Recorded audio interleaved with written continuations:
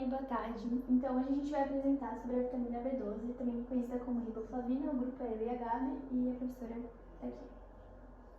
Bom, então primeiro a gente vai começar falando sobre o que são vitaminas. Vitaminas são compostos orgânicos, eles são essenciais para o nosso corpo porque eles atuam principalmente como cofatores enzimáticos e também podem ser precursores de hormônios.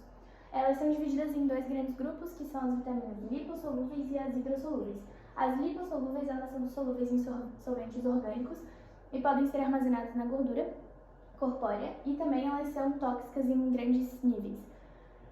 São as vitaminas A, D, E e K. E as hidrossolúveis são solúveis em água, não são armazenadas no organismo, então elas precisam ser consumidas diariamente em pequenas quantidades.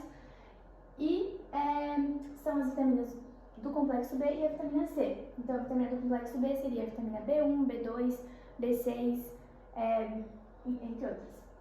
E elas são muito sensíveis, podendo ser degradadas por vários fatores, como a temperatura, a presença de oxigênio, luz, umidade e pH. Então, falando mais especificamente sobre as vitaminas do complexo B, elas atuam principalmente nas reações redox como intermediários doadores de elétrons. E aqui a gente botou uma imagem para representar as principais enzimas do complexo B. E também, como eu falei, elas atuam como intermediários na doação de elétrons em reações de catabolismo dos macronutrientes, que são os lipídios, proteínas e carboidratos. Aí, falando especificamente sobre a vitamina B2, a riboflavina, ela é uma vitamina da família das hidrossolúveis. Ela é resistente ao calor, mas na presença de luz ela possui perdas.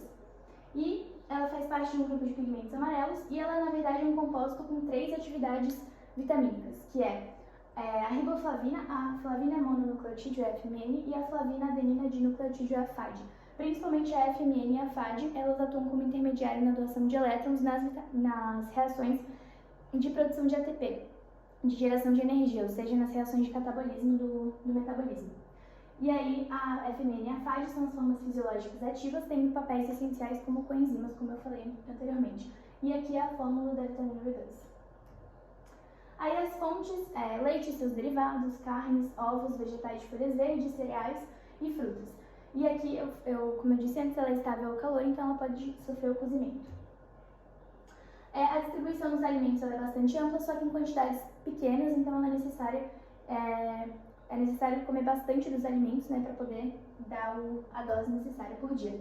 Aí, falando um pouco das funções, como eu falei, ela participa nas reações redox do metabolismo central, principalmente do catabolismo, na produção de geração de energia, de ATP.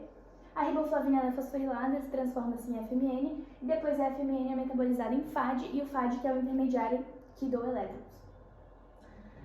É essencial para a formação de eritrócitos, que são os glóbulos vermelhos, na gliconeogênese, a formação de glicose, e também na glicólise, que é a quebra da glicose em moléculas de ATP, de acetil-4, na verdade, vai entrar no ciclo de Krebs e gerar ATP.